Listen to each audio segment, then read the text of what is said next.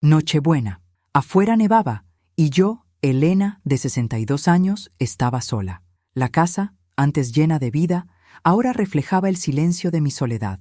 Ricardo, mi esposo de 40 años, simplemente me dejó. Se llevó consigo sueños, promesas y el futuro que construimos juntos. ¿La razón? Jessica, una mujer más joven, quien le hizo creer que aún tenía fuego en el corazón. El dolor del rechazo, la conmoción de la traición, y de repente me encontré en el frío glacial de un parque, temblando. Allí, un niño sin abrigo, pálido, castañeteando los dientes. Ese frío me recordó el vacío que me invadía, así que hice lo que pude. Le di mi abrigo, un pequeño gesto de bondad en medio del caos. Pero la historia no empezó en el parque, empezó dentro de mi casa, en la cena de Navidad, el pavo asándose en el horno, la mesa puesta, la expectativa de una noche feliz. Ricardo entró, su voz distante. «Tenemos que hablar». Y las palabras llegaron como puñales. Me voy, la confesión, la partida, el vacío. ¿Alguna vez has sentido temblar la tierra bajo tus pies? ¿Alguna vez te has enfrentado a algo que lo cambia todo para siempre? Si esta historia te conmovió, deja un comentario. Comparte tu experiencia. Sin gritos, sin platos rotos, sin drama. Solo un hombre saliendo por la puerta con sus maletas, dejando atrás a una mujer de 62 años y toda una vida de recuerdos. Me quedé allí, inmóvil, no sé cuánto tiempo. La alarma del horno sonó, sobresaltándome. El pavo estaba listo. Mecánicamente, apagué el horno y me quedé mirando la mesa puesta, la comida que había preparado con tanto cariño, los adornos navideños que puse en casa la semana pasada. Todo parecía una farsa cruel. Me quité el delantal y lo dejé caer al suelo. Tomé mi abrigo más grueso, el marrón de lana, del armario del pasillo, ese que Ricardo siempre decía que me hacía parecer vieja. Me envolví el cuello con la bufanda de lana y salí a la fría noche. La nieve había empezado a caer con más fuerza. Las calles estaban cubiertas por un manto blanco que acallaba todo ruido. Las casas de alrededor estaban iluminadas. Las ventanas relucían con luces navideñas, y dentro se veían sombras de familias que se movían, felices y unidas. No tenía a dónde ir. Nuestros hijos, en otras ciudades, celebraban la Navidad con las familias de sus parejas. Mis pocos amigos estaban ocupados con sus propias celebraciones, y no soportaba la idea de llamar a nadie y tener que explicarles lo sucedido. Tener que decir en voz alta que mi marido me dejó en Nochebuena por una camarera 40 años más joven. Así que simplemente caminé. La nieve empapaba mis zapatos. El frío penetraba mi grueso abrigo, pero seguí caminando. Necesitaba moverme. Necesitaba sentir algo diferente del dolor hueco que se había instalado en mi pecho. Terminé en el parque central de la ciudad, el mismo donde Ricardo y yo solíamos llevar a nuestros hijos a jugar cuando eran pequeños. Había un banco cerca del kiosco de música, parcialmente protegido por la estructura de madera. Quité la nieve del asiento con la mano enguantada y me senté. El frío metal atravesó mis pantalones de lana. Temblaba violentamente. Hacía tanto frío, un frío terrible, pero no podía moverme. No podía volver a esa casa vacía, llena de recuerdos de una vida que ya no existía. Miré el cielo oscuro, los copos de nieve que caían sin cesar. En algún lugar, las campanas de la iglesia tañeron, marcando las 8. La misa de medianoche estaba a punto de comenzar. Las familias se reunían alrededor de las mesas. Los niños abrían los regalos. Y yo, solo, en un banco helado, con la vida hecha añicos. No sé cuánto tiempo estuve allí.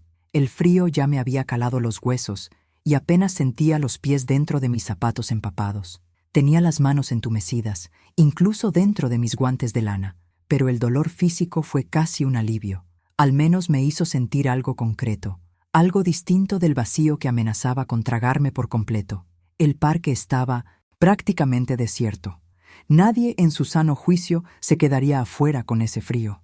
Las pocas personas que pasaban se apresuraron a sus cálidos hogares, a sus familias, a sus vidas intactas. Nadie miraba a la anciana sentada sola en el banco.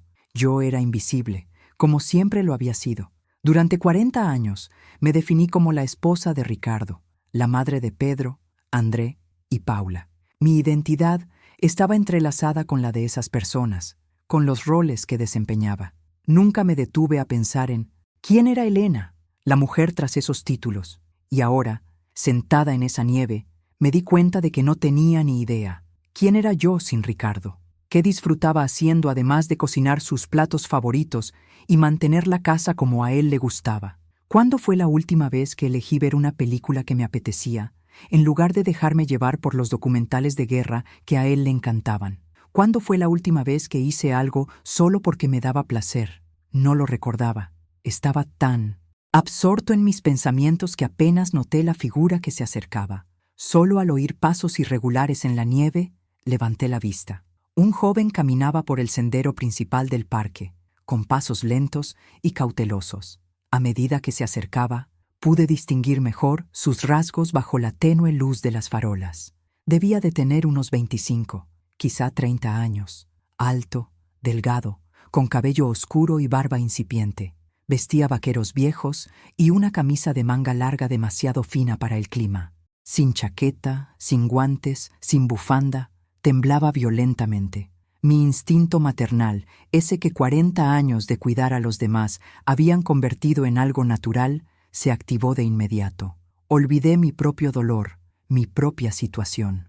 Solo vi a un niño congelándose en la nieve. «¡Joven!», llamé. Mi voz se apagó en el frío. «Joven, ¿estás bien?». Se detuvo y me miró, aparentemente sorprendido de ver a alguien allí. Sus ojos estaban oscuros y tensos, incluso en la oscuridad.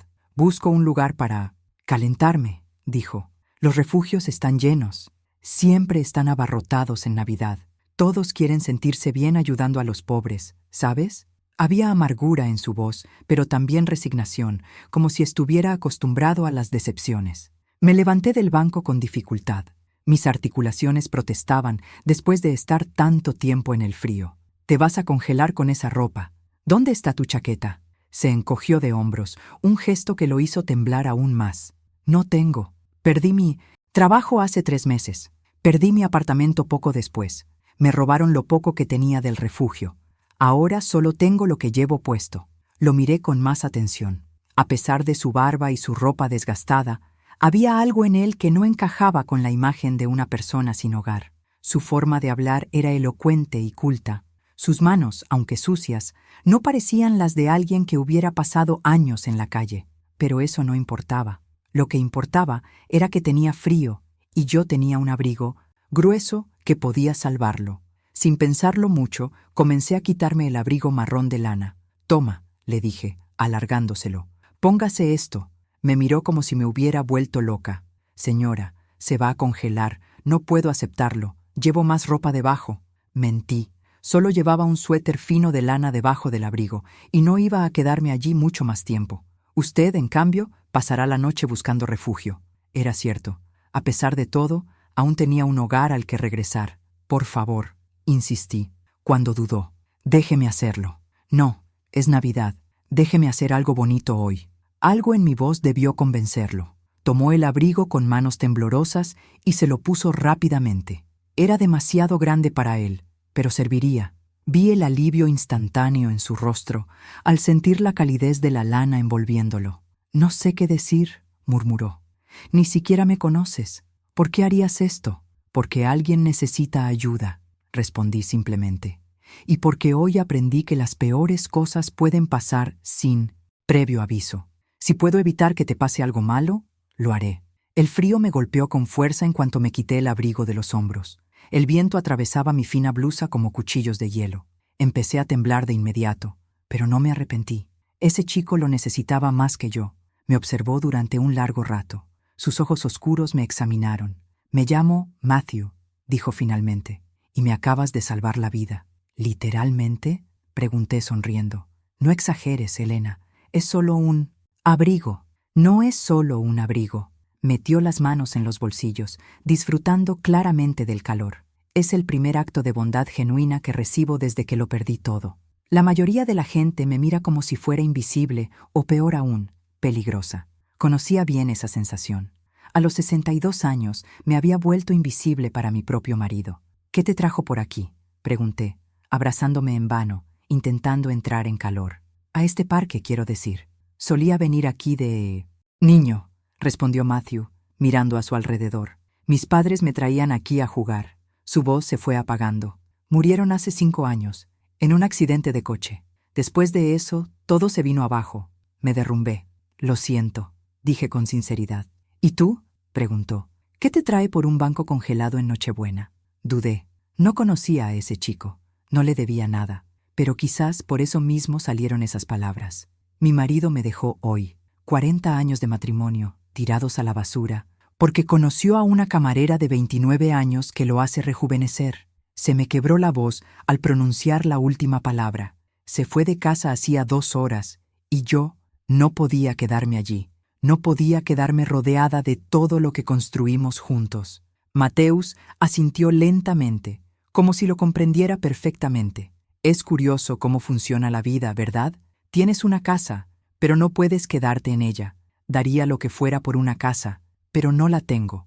Ambos terminamos en ese banco, congelado, huyendo de cosas distintas. Tenía razón, era irónicamente poético. ¿Puedo decirte algo, Elena?, continuó.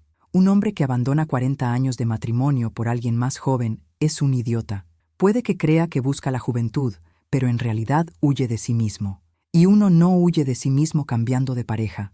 Simplemente lleva sus problemas a otra parte. Sus palabras eran sorprendentemente maduras para alguien tan joven. Eres sabio para tu edad, comenté. Vivir en la calle te enseña mucho sobre la naturaleza humana, dijo con una sonrisa triste. Ver a la gente en sus peores momentos y a veces en sus mejores, como tú, hoy. El frío se estaba volviendo insoportable. Me castañeteaban los dientes sin control y apenas sentía los dedos. Matthew lo notó. Tienes que irte a casa, dijo con firmeza. Llevas demasiado tiempo aquí. Te vas a enfermar. ¿Y tú?, pregunté. ¿A dónde vas? Voy a buscar un sitio. Se tocó el abrigo con reverencia. Gracias a esto, ahora tengo más posibilidades. Hay un restaurante abierto a pocas cuadras de aquí. Puedo quedarme allí hasta el amanecer. Me quité la bufanda, lo único abrigado que aún me quedaba, y se la ofrecí. Toma esto también.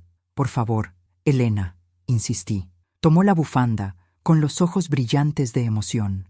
No sé cómo agradecértelo. No hace falta. Intenté sonreír, aunque tenía la cara demasiado entumecida para saber si lo conseguí. Cuídate, ¿vale? Y cuando las cosas mejoren, que lo harán, recuerda este momento. Recuerda hacer el bien. Matthew asintió, envolviéndose la bufanda alrededor del cuello. Siempre te recordaré, Elena, la mujer que le dio su abrigo a un desconocido en la noche más fría del año. Incluso cuando estabas pasando la peor noche de tu vida. Dio unos pasos para irse. Luego se detuvo y se dio la vuelta. Elena, ese hombre es un idiota. Espero que te des cuenta de lo extraordinaria que eres. Antes de que pudiera responder, me saludó con un gesto y se adentró en la nieve, su figura cada vez más pequeña hasta desaparecer por completo en la oscuridad. Estaba sola de nuevo, ahora sin abrigo, sin bufanda, temblando violentamente de frío. Pero por primera vez en aquella terrible noche, sentí algo más que dolor. Sentí un propósito. Por unos minutos, había marcado la diferencia en la vida de alguien. Había sido importante. El camino a casa fue una tortura. Sin abrigo, el frío me traspasó la fina blusa en segundos. Cada paso era una lucha contra el viento cortante que parecía decidido a derribarme. Mis zapatos empapados resbalaban en la nieve, haciendo cada movimiento peligroso. A los 62 años, una caída podía significar huesos rotos y meses de recuperación. Pero seguí adelante, poniendo un pie delante del otro, concentrándome solo en el siguiente paso. No pensaba en Ricardo. No pensé en el apartamento vacío que me esperaba. No pensé en cómo mi vida se había derrumbado en cuestión de horas. Solo pensaba en llegar a casa, en el calor, en sobrevivir esa noche. Cuando por fin abrí la puerta, la diferencia de temperatura fue tan impactante que casi me caigo. La casa estaba caliente. Las luces navideñas aún centelleaban alegremente en la sala, y el olor a pavo aún flotaba en el aire. Parecía una casa donde vivía gente feliz. Era una cruel mentira. Fui directo al baño, quitándome la ropa mojada con dedos entumecidos que apenas obedecían mis órdenes. Me metí en la ducha y dejé que el agua caliente me descongelara lentamente. El dolor, al recuperar la sensibilidad, en los dedos de las manos y los pies, fue intenso, pero bienvenido. Significaba que no había sufrido una congelación severa. Me quedé en la ducha hasta que el agua empezó a enfriarse. Luego, me envolví en la bata más suave que tenía y fui a la cocina. La cena seguía allí, intacta. El pavo en la bandeja, los guisos en sus cuencos festivos, la ensalada marchita que había preparado hacía horas, cuando aún creía que tendría una Navidad normal. Me quedé mirando esa comida un buen rato. Representaba horas de trabajo, décadas de tradición, todo en vano. Ricardo estaba en algún lugar con su Jessica de 29 años, probablemente comiendo algo sofisticado en un restaurante caro, demostrándose a sí mismo que aún era joven y deseable. Tomé una cuchara y comí un guisado directamente del tazón, sentado en la cocina vacía. No sabía a nada. Podría haber sido aserrín y no habría notado la diferencia. Terminé tirándolo todo. Cada fuente, cada plato preparado con tanto esmero, todo fue a la basura. Luego limpié la mesa, quité el mantel de mi abuela, soplé las velas, saqué todos los adornos navideños de la sala y los volví a meter en las cajas sin ningún cuidado. Quería borrar todo rastro de aquella Navidad que nunca llegó. Era casi medianoche cuando por fin me arrastré hasta la cama que compartí con Ricardo durante 40 años. Su costado aún tenía la marca de donde había dormido la noche anterior. Su almohada aún olía a él. Abracé esa almohada y por fin, dejé caer las lágrimas. Lloré por todo lo que había perdido, no solo por Ricardo, sino por la vida que construimos, el futuro que planeamos, la persona que creía ser. Lloré por la mujer de 62 años que era, desechada como un mueble viejo que ya no encajaba con la decoración. Lloré por la soledad que se extendía ante mí, interminable y aterradora. Y en algún momento, entre tanto llanto, me quedé dormida, agotada. Los días siguientes transcurrieron en un mar de confusión.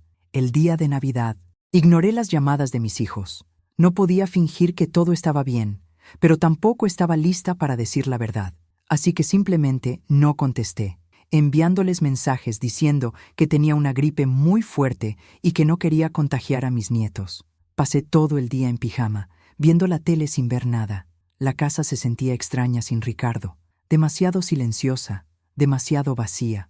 Cada habitación guardaba recuerdos que ahora parecían teñidos de traición. El día 26 me obligué a comer algo más que tostadas. Preparé unos huevos revueltos que apenas podía tragar. Me duché, me puse el pijama, pequeñas victorias que se sintieron monumentales. El día 27, por fin contesté cuando mi hija Paula llamó por 10ª vez. «Mamá, estaba preocupada. ¿Cómo estás? ¿Sigues con gripe?» Abrí la boca para mentir, para decir que sí, que estaba mejor. «Gracias por preguntar», pero las palabras que salieron fueron diferentes. «Tu padre me dejó, Paula». Silencio al otro lado de la línea. Y entonces todo salió a la luz. Le conté sobre la Nochebuena, sobre Jessica, sobre los 40 años tirados a la basura. Paula permaneció en silencio la mayor parte del tiempo, solo emitiendo pequeños sonidos de confirmación para demostrar que me escuchaba. Cuando terminé, estaba llorando. «Mamá, lo siento mucho, lo siento muchísimo. Voy a tomar el primer vuelo para allá. No deberías estar sola». «No», dije con firmeza. «Tienes a tu familia, a tus hijos. No quiero arruinarte también el año nuevo». «Pero mamá, estoy bien, Paula, o lo estaré.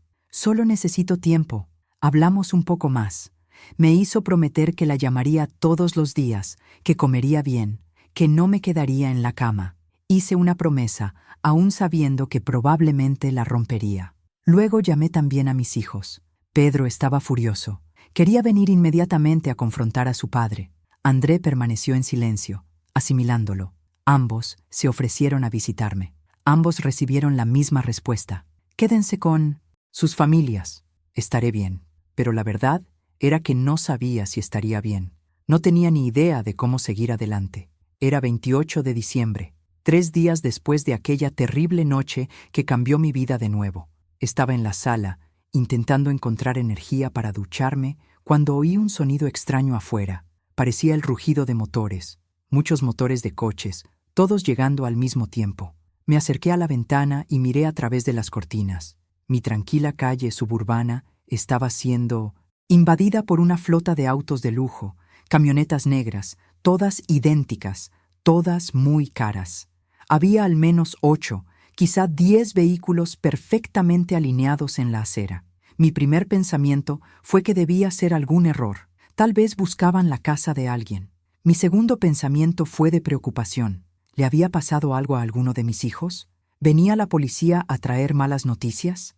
Entonces, las puertas empezaron a abrirse. Hombres con trajes negros bajaron de cada vehículo, moviéndose con precisión militar, pero no eran agresivos. Permanecieron a lo largo de la calle como una guardia de honor. Y entonces, de uno de los coches del medio, bajó Matthew. Pero no era el Matthew que yo conocía. Ese Matthew llevaba vaqueros sucios y una camisa fina, temblando de frío. Este Matthew llevaba un traje impecable que probablemente costaba más que mi coche. Llevaba el pelo peinado y la barba perfectamente recortada. Parecía salido de una revista de negocios. Fue directo a mi puerta y tocó el timbre. Me quedé paralizada. Mi cerebro se negaba a procesar lo que veía. ¿Era realmente Matthew, el joven sin hogar al que le había dado mi abrigo 3 noches atrás? ¿Qué estaba pasando? El timbre volvió a sonar. Con manos temblorosas, fui a la puerta y la abrí un poco. «Helena», dijo Matthew, con una sonrisa cálida y sincera. «Qué alivio encontrarte aquí». «Mateus». Mi voz salió débil e incrédula. No entiendo. ¿Qué es todo esto?» Señalé los coches, a los hombres de traje. «¿Puedo pasar?», preguntó con suavidad. «Tengo mucho que explicar». Abrí la puerta del todo. De repente, dolorosamente consciente de que seguía en pijama, sin maquillaje y con el pelo despeinado. Pero Mateus no pareció darse cuenta ni importarle. Entró, observando mi oficina con genuino interés, y comencé a cerrar la puerta tras él. «¿Vas a explicarme qué pasa? ¿Por qué hay 10 camionetas en mi calle? ¿Quiénes son esas personas?» Matthew respiró hondo. «Mi nombre completo es Matthew Randall. Soy el director ejecutivo de Randall Developments». El nombre me sonaba. Randall Developments era una de las empresas constructoras e inmobiliarias más grandes del país. Aparecía con frecuencia en los medios, involucrada en importantes proyectos urbanísticos en Nueva York y Chicago. Debí de quedarme mirándolo con la boca abierta, porque Matthew sonrió amablemente y dijo: «Quizás deberías sentarte». Me desplomé en el sofá, todavía intentando asimilar a Matthew Randall, director ejecutivo de una empresa multimillonaria. Ese mismo hombre que temblaba de frío en el parque hace 3 noches, con la ropa hecha jirones y sin dónde dormir. «No entiendo», logré decir por fin. «Dijiste que no tenías casa, que lo habías perdido todo». «Mentí», dijo simplemente, sentándose en el sillón frente a mí. «Bueno, no exactamente. Lo de la muerte de mis padres era cierto, y todo se desmoronó después de eso, solo que no de la forma que sugerí». Se inclinó hacia adelante, con las manos entrelazadas. «Cuando mis padres murieron, heredé su empresa. Tenía 23 años. Era inexperto, pero intenté que funcionara. Durante 2 años me dediqué por completo. Convertí Randall Developments en algo 3 veces más grande de lo que mi padre jamás imaginó. Pero, en el proceso, me rodeé de la gente equivocada, gente que solo veía mi dinero, mi estatus. Tenía amigos que desaparecieron cuando ya no podía financiar sus costosas vidas. Tuve relaciones con mujeres que estaban más interesadas en mi cuenta bancaria que en mí». Su voz se volvió más grave, más triste. «Hace 6 meses, descubrí que mi prometida tenía una aventura con mi mejor amigo, o con el hombre que yo creía que era mi mejor amigo. Planeaban casarse después de hacerme firmar unos documentos que le transferirían gran parte de mis bienes. Me dolía el corazón. La traición era un dolor que conocía muy bien. Lo cancelé todo. Obviamente rompí el compromiso, corté lazos con él, pero me dejó en una especie de crisis existencial.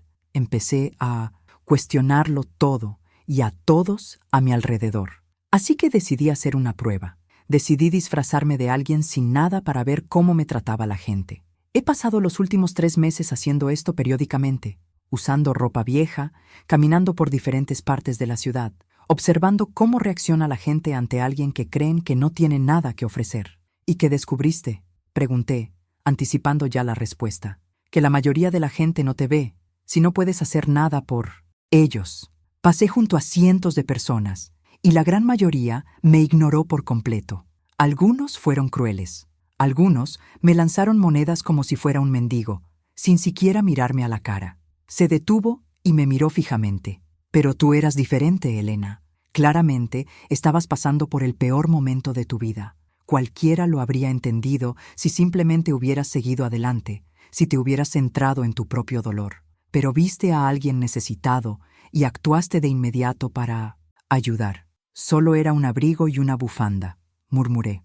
No fue solo eso, respondió Mateus con firmeza. Literalmente te quitaste la ropa para dársela a un desconocido, sin hacer preguntas, sin juzgar, sin esperar nada a cambio.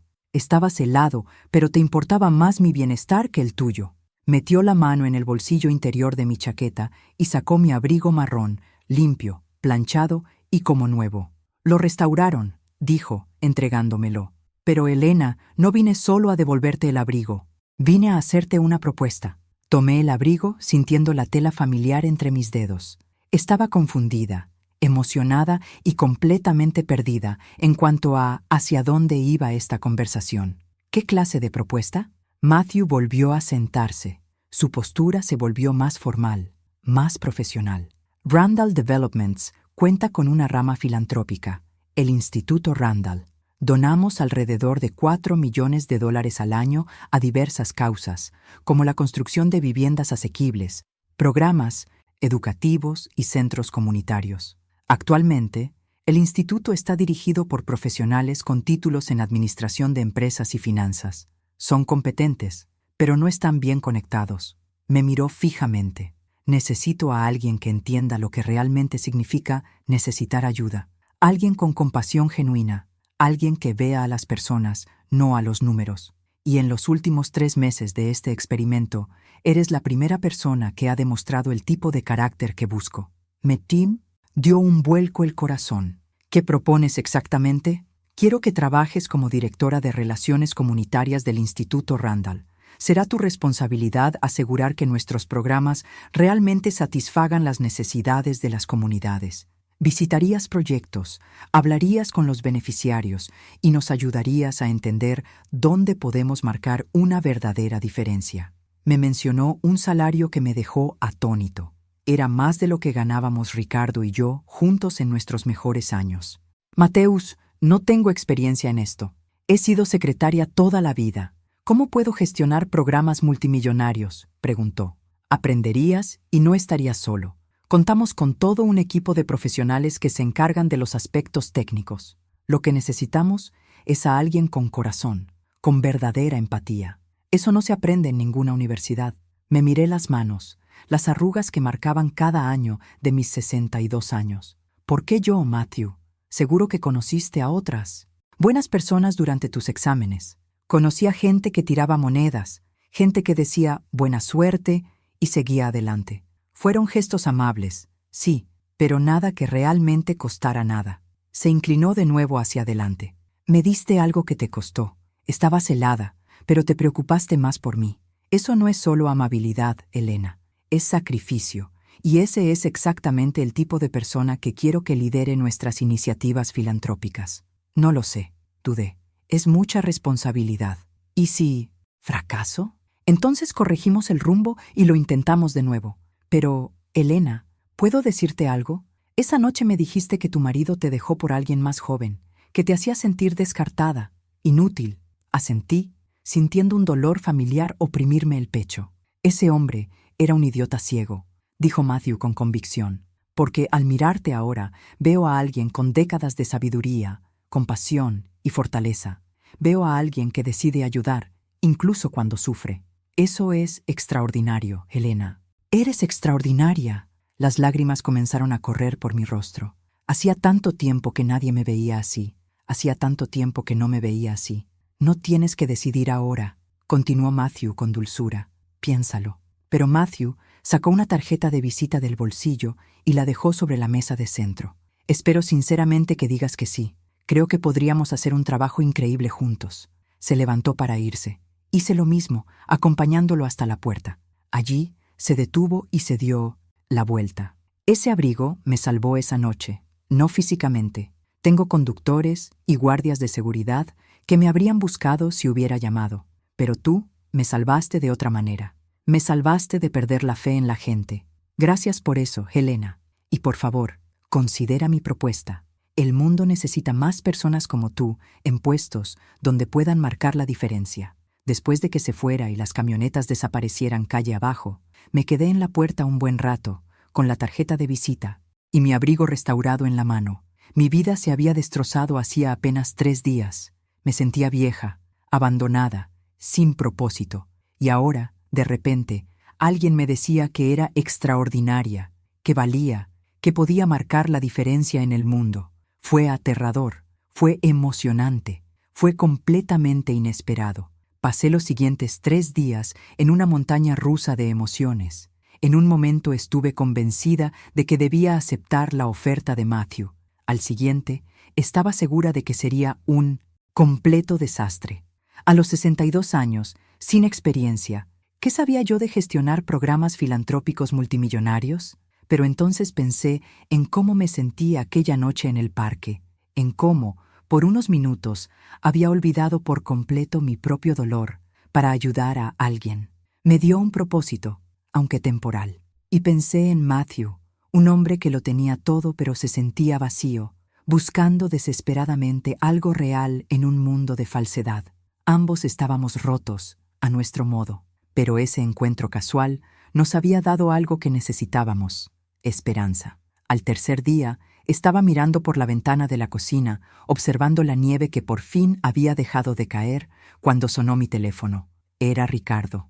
Mi primer instinto fue ignorarlo, pero algo me impulsó a responder. Elena. Su voz sonaba cansada. ¿Podemos hablar? ¿De qué, Ricardo? Creo que lo dijiste todo en Nochebuena. Por favor, solo... Por favor. Suspiré. Vale, pero no aquí. No te quiero en mi casa. Quedamos en vernos en una cafetería del centro, en un lugar neutral y público. Cuando llegué 1 hora después, ya me esperaba con 2 tazas de café en la mesa. Ricardo tenía un aspecto terrible. Tenía ojeras profundas, no se había afeitado y su ropa estaba arrugada.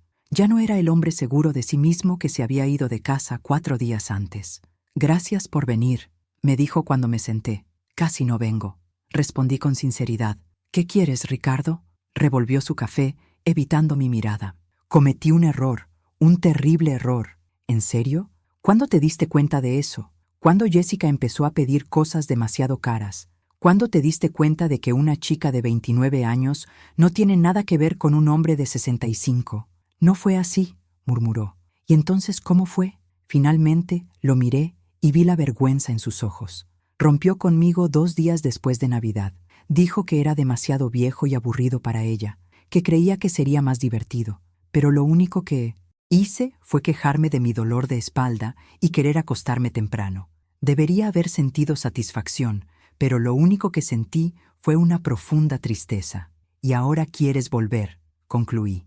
Ahora que tu fantasía de juventud te ha explotado en la cara, quieres volver con tu esposa confiable y predecible. No es así. Así es exactamente, Ricardo. Mi voz era tranquila, pero firme. Me desechaste como una prenda vieja que ya no te queda. Y ahora que has descubierto que la ropa nueva no es tan cómoda como pensabas, quieres volver a la vieja. Elena, 40 años no se pueden desperdiciar así. Lo hiciste, dije secamente. Tomaste esa decisión nada menos que en Nochebuena. Arruinaste nuestra vida juntos porque querías sentirte joven. Tomé mi café y le di un sorbo, notando que Ricardo se había acordado de cómo me gusta, con leche y un poco de azúcar. 40 años de hábito, continué. ¿Sabes de qué me he dado cuenta estos últimos días? Me di cuenta de que tenías razón en una cosa. Estaba atrapada en una rutina, en una vida que ya no me suponía ningún reto. Pero no porque fuera vieja o aburrida, porque dejé de crecer. Me convertí simplemente en tu esposa, simplemente en la madre de nuestros hijos. Olvidé ser Elena. Exactamente. Ricardo se animó como si estuviera de acuerdo. Pero podemos cambiar esto. Podemos... No, lo interrumpí. No lo entiendes. No quiero volver a lo que éramos. Ya no quiero esa vida. Su expresión se tornó confusa. ¿Qué quieres? ¿Decir? Pensé en la tarjeta de Mateus en mi bolso.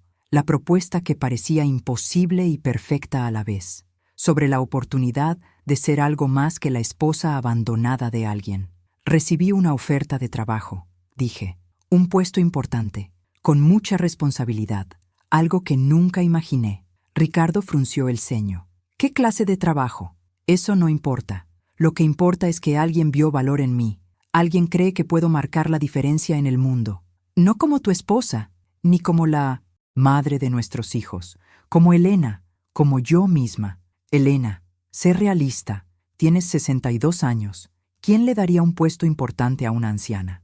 ¿Eso era lo que ibas a decir? Concluí. Tuvo la decencia de parecer avergonzado. ¿Sabes la diferencia entre tú y la persona que me ofreció este trabajo, Ricardo? Ella me ve. Ella ve quién soy realmente, no mi edad. Valora mi compasión, mi experiencia, mi carácter. Me levanté y agarré mi bolso. Soy yo quien debería agradecerte. De hecho, si no te hubieras ido, nunca habría conocido a esa persona. Nunca habría tenido esta oportunidad. Nunca me habría dado cuenta de lo mucho que puedo hacer, de lo mucho que puedo ser. Elena, espera. No, dije con firmeza. Tomaste tu decisión en Nochebuena. Ahora, yo tomo la mía. No te quiero de vuelta, Ricardo. No quiero recuperar esa vida. Quiero algo nuevo, algo propio. Y, por primera vez en décadas, voy a perseguir lo que quiero, no lo que otros esperan de mí. Salí de la cafetería sin mirar atrás. Me temblaban las manos. El corazón me latía con fuerza, pero me sentía poderosa. Por primera vez desde que Ricardo se fue, sentí que tenía el control de mi vida. Subí al coche y saqué la tarjeta de Mateus. Marqué el número antes de cambiar de opinión. Contestó al segundo timbre. Elena. ¿Sí? Dije con una voz sorprendentemente firme. Mi respuesta es sí, acepto el puesto. Podía percibir la sonrisa en su voz. Estoy muy contenta. ¿Cuándo puedes empezar? Mañana, me sorprendí al decir. No hay tiempo que perder, ¿verdad? Mañana es perfecto. Mi asistente te enviará todos los detalles, Elena. Sí, gracias por darme esta oportunidad, por creer que podemos hacer algo especial juntas. Gracias, respondí, por recordarme que aún valgo, que aún puedo sorprenderte. Después de colgar, me quedé sentado en el coche un buen rato, dejando que la realidad de lo que acababa de hacer me golpeara. Tenía un nuevo trabajo, un trabajo importante, desafiante, aterrador. Y por primera vez en 1900 muchísimo tiempo, me sentía vivo. Mi primer día en Randall Developments fue una mezcla de terror absoluto y pura emoción. La sede de la compañía ocupaba 15 pisos de un edificio de cristal en el distrito financiero. El Instituto Randall estaba ubicado en los 3 últimos pisos, con impresionantes vistas de la ciudad. La asistente de Matthew, una mujer eficiente llamada Patricia, me recibió en el vestíbulo. Bienvenida, Helena. Señor Mateus está en una reunión, pero me pidió que te lo mostrara todo. Pasé las primeras horas dándole un recorrido completo. Conocí al equipo del instituto, 10 personas dedicadas que gestionaban todo, desde la aprobación de proyectos hasta el seguimiento de resultados.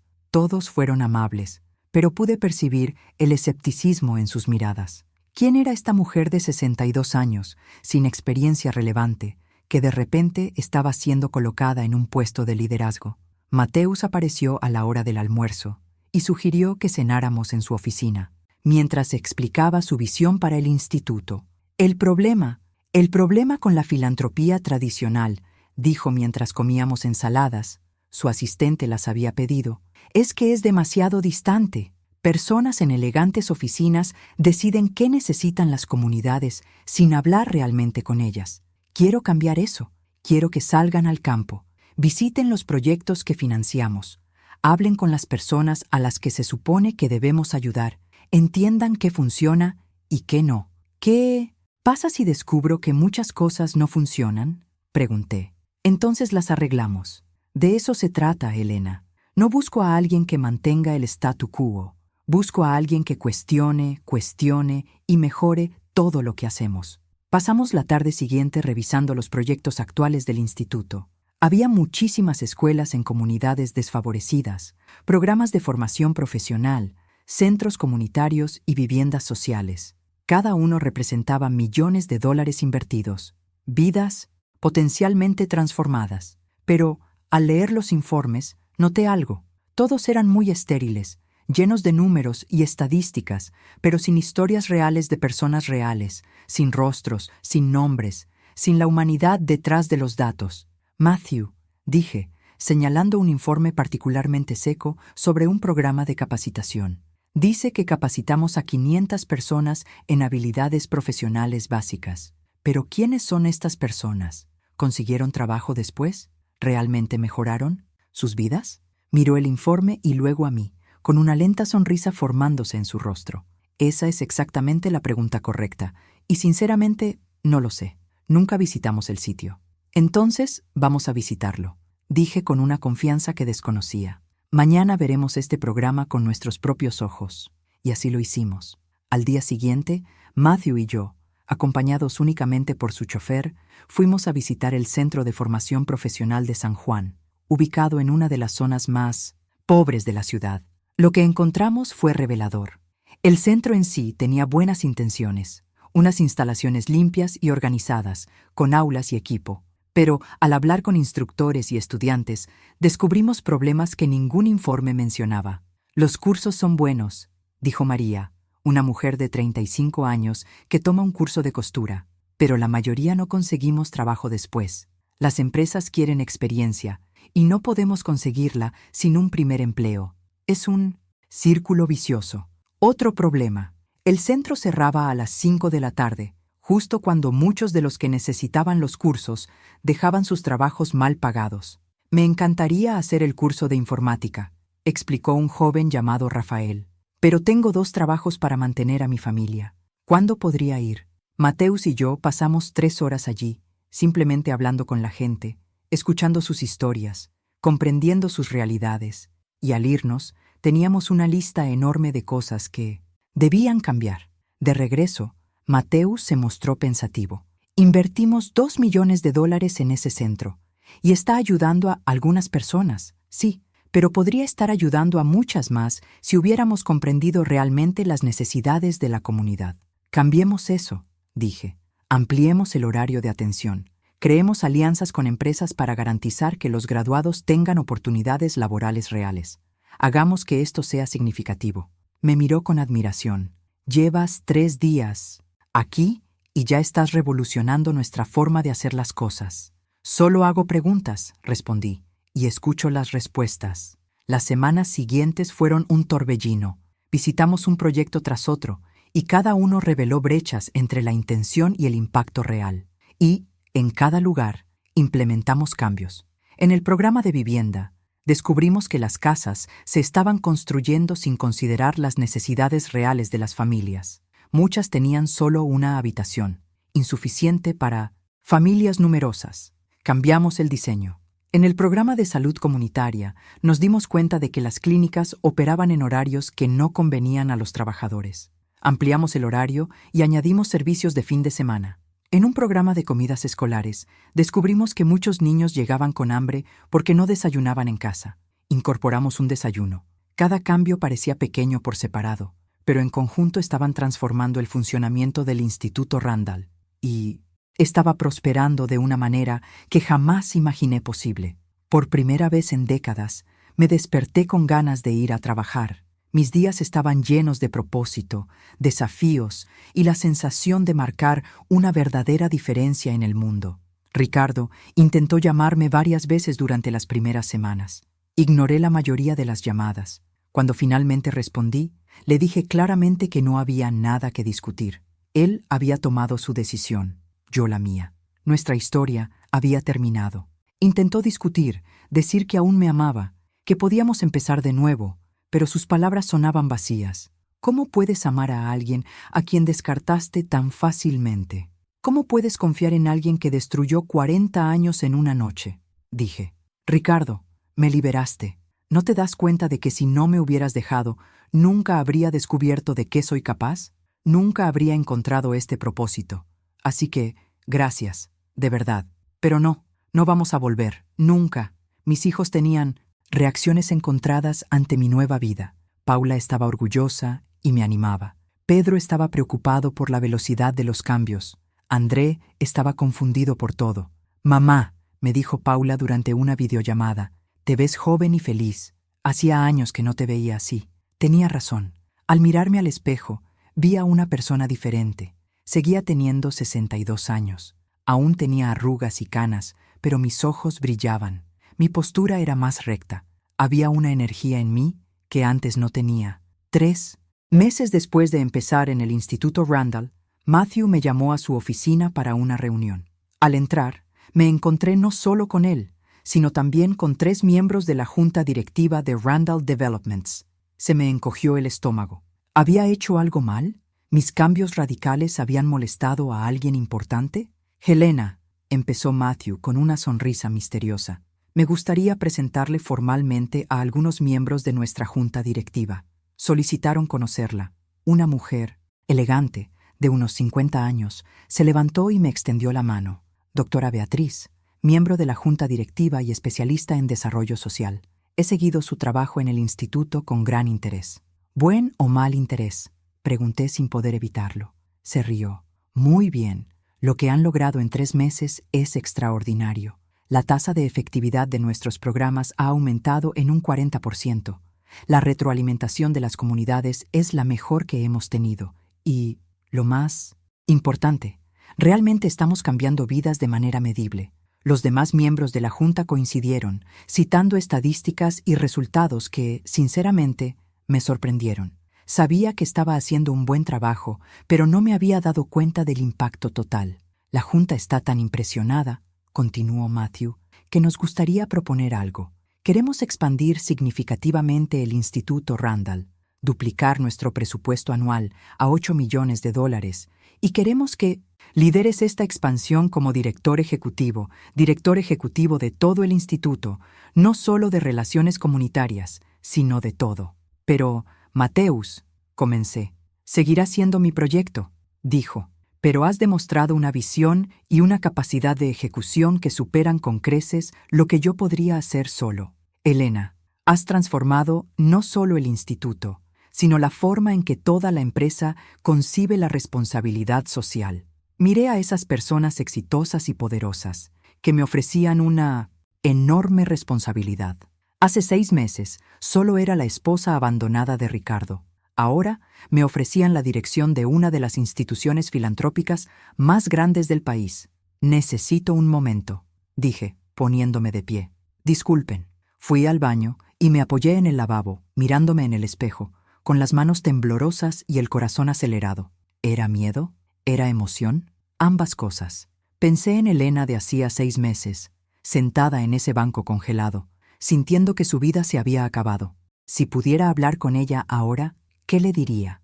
Le diría que el final de algo puede ser el comienzo de algo aún mejor, que 62 años no son el final, son solo otro capítulo, que eres capaz de mucho más de lo que jamás imaginaste. Regresé a la sala de reuniones y encontré a todos esperando ansiosamente.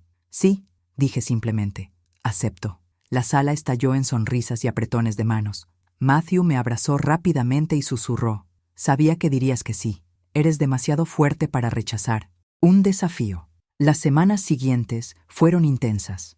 Asumí formalmente el cargo de director ejecutivo, lo que implicó no solo gestionar los programas existentes, sino también desarrollar otros nuevos. Contratamos más personal, incluyendo a jóvenes de las comunidades a las que habíamos ayudado, personas que entendían, por experiencia propia, las necesidades de las comunidades. Creamos un programa piloto innovador. En lugar de simplemente financiar proyectos, crearíamos un fondo de microcrédito para pequeños emprendedores en comunidades desfavorecidas, con orientación y apoyo, no solo caridad. Se trata de dignidad, expliqué en una presentación ante la junta directiva. No queremos que la gente dependa de nuestras donaciones para siempre. Queremos darles las herramientas para construir sus propias vidas. El programa fue un éxito rotundo. Durante el primer año, financiamos 200 pequeñas empresas. La tasa de éxito fue del 85%, muy por encima de la media nacional, y cada historia fue inspiradora. La costurera que abrió su propio taller, la panadera que consiguió equipo profesional, la profesora que creó una escuela de refuerzo escolar. Cada éxito alimentó mi entusiasmo, me dio la energía para hacer más. Fue durante el lanzamiento de nuestra 5ª unidad del centro comunitario que ocurrió algo inesperado. Estaba dando un discurso a la comunidad reunida, hablando sobre el poder de las segundas oportunidades, cuando vi una figura familiar al fondo de la multitud, Ricardo. El corazón me dio un vuelco, pero seguí hablando. No iba a dejar que su presencia me inquietara. Ya no. Después del evento, mientras hablaba con miembros de la comunidad, se acercó. Parecía más pequeño, algo mayor, más cansado. Elena, dijo, cuando por fin estuvimos solos. Te veías increíble ahí arriba. Gracias, respondí formalmente. ¿Qué haces aquí, Ricardo? Necesitaba verlo con mis propios ojos. Había oído hablar de tu trabajo. Leí sobre ti en los periódicos. No podía creer que fueras la misma Elena que conocí. No lo soy, respondí simplemente. Esa Elena murió en Nochebuena. Es otra. Miró al suelo. Fui un idiota, el mayor idiota del mundo. Tiré lo mejor que tenía por una fantasía vacía. Sí, lo eras, asentí, sin emoción. Pero ¿sabes qué? Ahora te lo agradezco. Si no me hubieras dejado, nunca habría encontrado esto. Señalé el centro que nos rodeaba. Gente sonriente, niños jugando en el nuevo parque. Nunca habría descubierto que tenía esto dentro. Elena, no. ¿Hay posibilidad? No, la interrumpí con firmeza. No la hay. Tomaste tu decisión, Ricardo, y gracias a ella, yo tomé la mía. Ahora soy feliz, quizás más feliz que nunca, y no voy a renunciar a eso por alguien que me descartó tan fácilmente. Vi el dolor en sus ojos, y una parte de mí sintió lástima, pero era una parte pequeña y distante. Espero que encuentres lo que buscas, dije con dulzura, pero no será conmigo. Esa puerta está cerrada, Ricardo, para siempre. Asintió lentamente, comprendiendo por fin que no había vuelta atrás.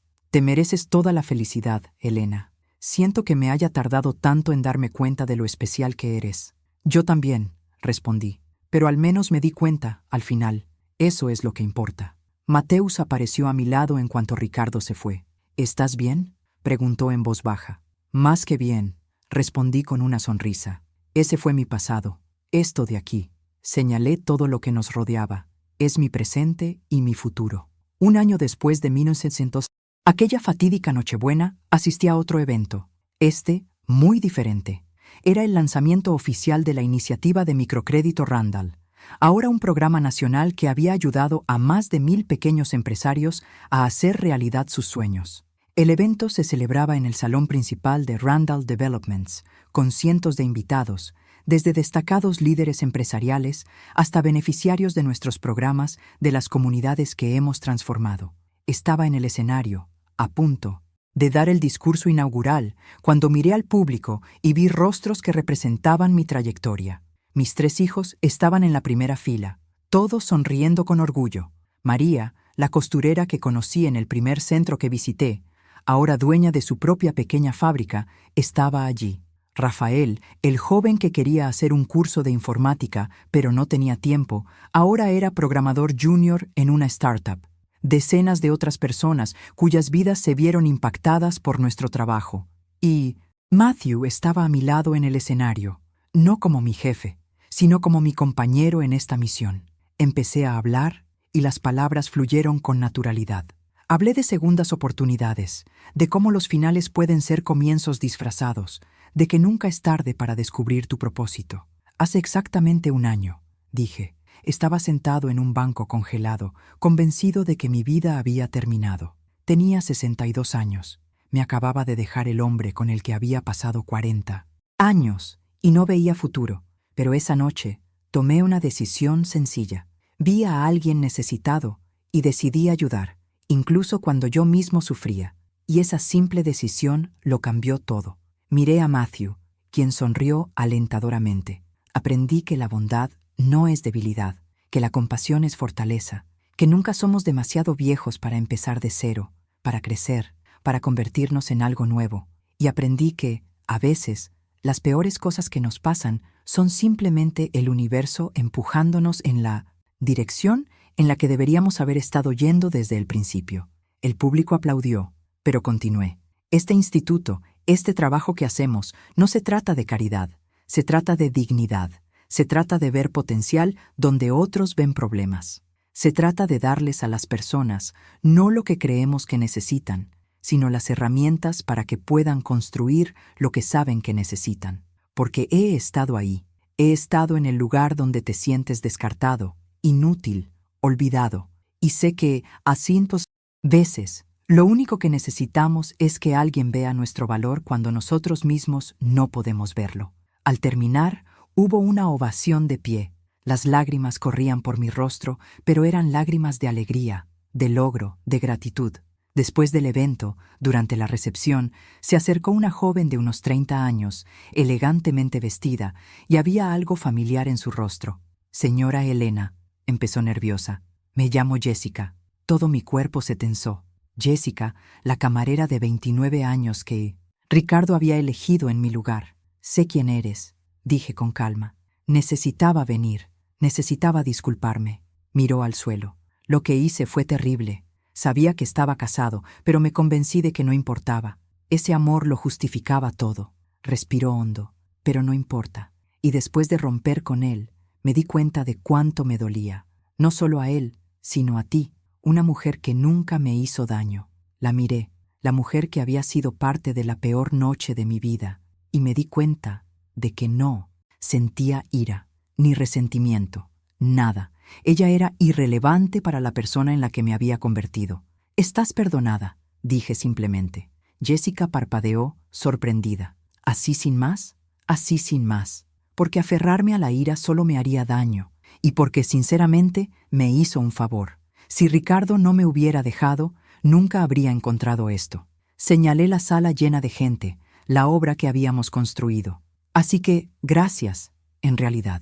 Parecía confundida, pero también aliviada. «Eres mejor persona de lo que yo jamás seré». «No», la corregí con suavidad. «Solo necesitaba aprender algunas lecciones difíciles sobre la autoestima y el propósito. Aún eres joven. Aún tienes tiempo para aprender». Después de que ella se fuera, Mateus se acercó. «¿Era Jessica?», preguntó. «Sí. ¿Y estás bien?». Sonreí. «Estoy más que bien. Te lo agradezco. Sin ella, sin que Ricardo me dejara, nunca te habría conocido. Nunca habría descubierto esta versión de mí mismo». Mateus guardó silencio un momento. «Elena, hay algo que llevo meses queriendo preguntarte». «¿Qué? ¿Cenarías conmigo? No como colegas ni como socios, sino como algo más». Me dio un vuelco el corazón. Con el paso de los meses, había sentido crecer una conexión entre nosotros. No era solo profesional, era personal, profunda, real. «Mateus, tú tienes 32 años, yo 63. La gente hablará. Que hablen», dijo con intensidad. «Elena, me salvaste aquella noche en el parque, no físicamente, sino espiritualmente. Me demostraste que la bondad genuina aún existe en el mundo. Y, en los meses siguientes, viéndote trabajar, viendo tu corazón, tu pasión, tu sabiduría, me enamoré, no de tu edad, ni a pesar de tu edad, sino de ti, de quién eres». Se me llenaron los ojos de lágrimas de nuevo. «Sí», susurré, «sí, cenaré contigo». Sonrió con esa sonrisa cálida que había llegado a adorar. «¿Qué tal si empezamos mañana por la noche?» Mañana por la noche sería perfecto. Mientras el evento continuaba, a nuestro alrededor, nos quedamos allí un momento. Dos personas rotas que se conocieron en la peor noche de sus vidas y se ayudaron mutuamente a sanar, crecer y convertirse en algo nuevo. 2 años después, estaría en un jardín bellamente decorado, con un sencillo vestido blanco, a punto de casarme con Matthew. Mis hijos estarían allí, aún en proceso, pero finalmente apoyándome. Cientos de personas cuyas vidas tocamos estarían allí, y, en el lugar de honor, habría una foto enmarcada de mi viejo abrigo marrón, el detonante de todo. Pero esa noche, mientras Matthew y yo nos mirábamos en medio de la celebración de todo lo que habíamos construido juntos, solo tenía una cosa clara. A veces hay que perderlo todo para descubrir lo que realmente importa. Hay que romperse para ser más fuerte. Hay que tocar fondo para aprender a volar. Tenía 62 años cuando mi vida terminó, y 62 cuando realmente comenzó. La nochebuena que destruyó mi matrimonio fue la misma noche que me dio un propósito. El abrigo que le regalé a un desconocido me devolvió un futuro con el que nunca me atreví a soñar. Y aprendí que nunca, jamás, es demasiado tarde para convertirte en quien naciste para ser. Si te gustó esta historia, suscríbete y cuéntame en los comentarios qué parte te impresionó. Y no olvides hacerte miembro para acceder a videos exclusivos que no publico aquí. Nos vemos allí.